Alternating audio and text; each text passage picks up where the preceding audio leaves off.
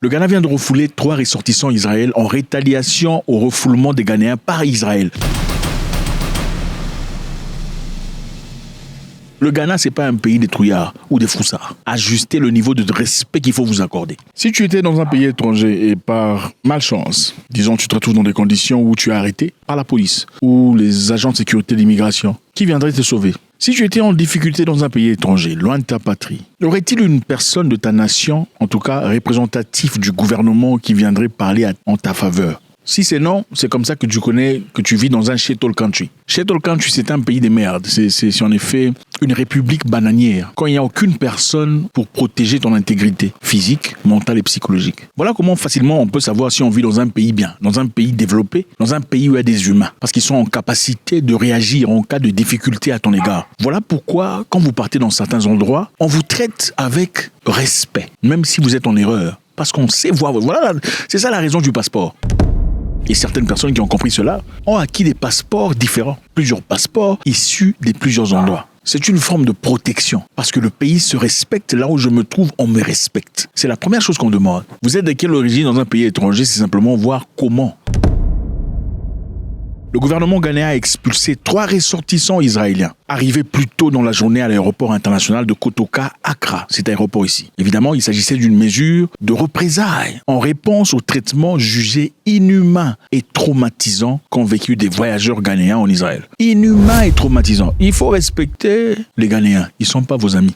Vous maltraitez nos enfants, eh bien nous, on vous montre la même couleur. Aussi simple que ça, pas de négociation, on va s'appeler. Non, vous maltraitez nos enfants, on maltraite les vôtres d'abord, ensuite on va s'appeler. C'est ça une nation. Le gouvernement ghanéen a officiellement condamné ce qu'il a qualifié d'un traitement inhumain et subi par les voyageurs ghanéens à l'aéroport international de Bon Gurion. Voilà, Bon Gurion, c'est un aéroport particulier.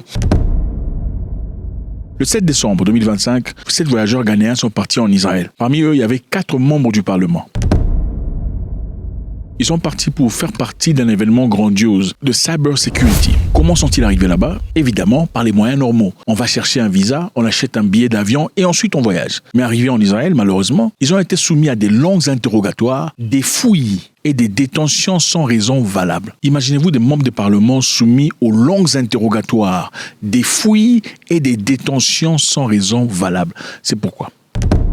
Est-ce que vous pensez que s'ils étaient américains, on aurait fait ça? Des longs interrogatoires, des fouilles et des détentions. Vous savez, un membre de parlement, c'est qui? Un membre de parlement, c'est une personne qui vote les lois pour un pays souverain. Donc, sur toutes les formes et les plateformes, quand vous rencontrez un membre de parlement venant d'un pays étranger, vous lui devez du respect. Parce qu'ils font partie du pilier de l'existence d'une nation souveraine. Ce ne sont pas ce genre de personnes à qui vous soumettez à des traitements injustes et inhumains, comme le décrivent les Ghanéens. Alors le Ghana n'est pas du tout content. Et les 3 voyageurs civils, comme on disait précédemment, ils étaient à 7. Donc il y avait 4 voyageurs qui sont parlementaires et 3 voyageurs civils. Les voyageurs civils sont qui? Ce sont des gens évidemment qui sont partis chercher Jésus en Israël.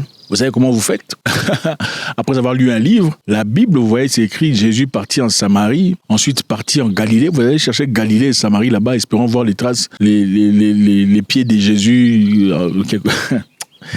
Les gens partent là-bas chercher Jésus. Ils partent chercher Jésus. On les a refoulés le même jour. Ils se sont vus refuser l'entrée et expulsés immédiatement, forcés sur le prochain vol disponible, retournant vers le Ghana. Voyez un peu ce qui se passe. Dans ce cas, comment ils ont fait pour être là? Est-ce un cas des gens qui sont partis illégalement? Absolument pas.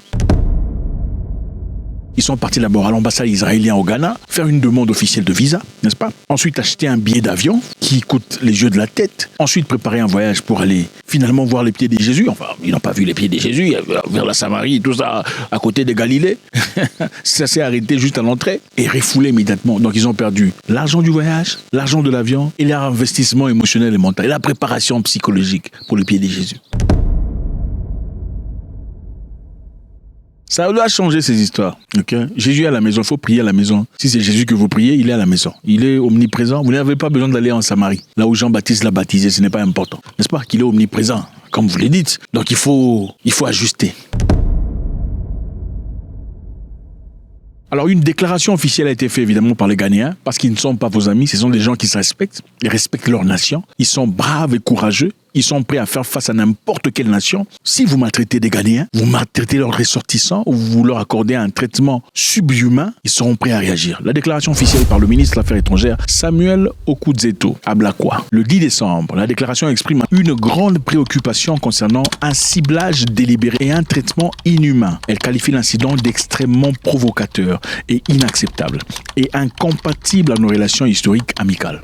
Donc, ils n'ont pas dit non, on va s'appeler non. Officiellement, on vous dit, on condamne ce traitement inhumain et inacceptable de nos ressortissants. Ce sont des ressortissants ghanéens. La question qu'il faut vous poser, c'est est-ce que votre pays peut faire ce genre d'histoire? Si on ne peut pas faire ça, vous êtes esclave.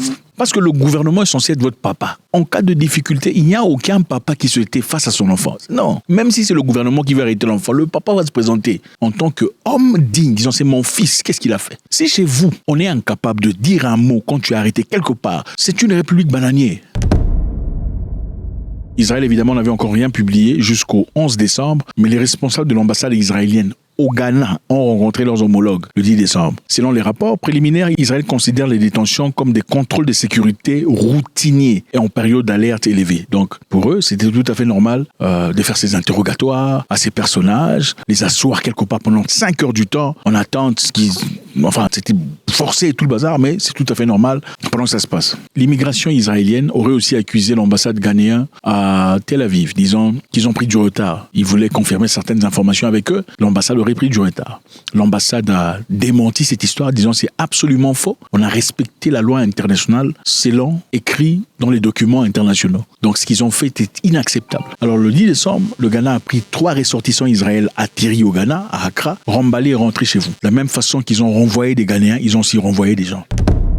Le gouvernement du Ghana a annoncé qu'il convoquera les responsables de l'ambassade d'Israël à Accra mercredi à la suite de ce qu'il qualifie de traitement inhumain et injustifié infligé à des voyageurs ghanéens, dont 4 membres d'une délégation parlementaire à l'aéroport international Ben Gourion en Israël.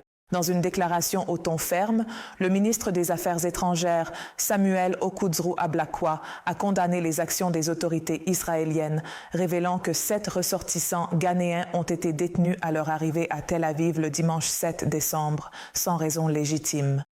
Le ministère a qualifié le traitement réservé à la délégation et aux autres voyageurs de ciblage délibéré des Ghanéens, jugeant le comportement des autorités israéliennes inacceptable et incompatible avec les relations amicales de longue date entre les deux pays. Dans un communiqué, le gouvernement a également indiqué qu'il envisageait des mesures de réciprocité appropriées si Israël ne répondait pas de manière satisfaisante à ses préoccupations.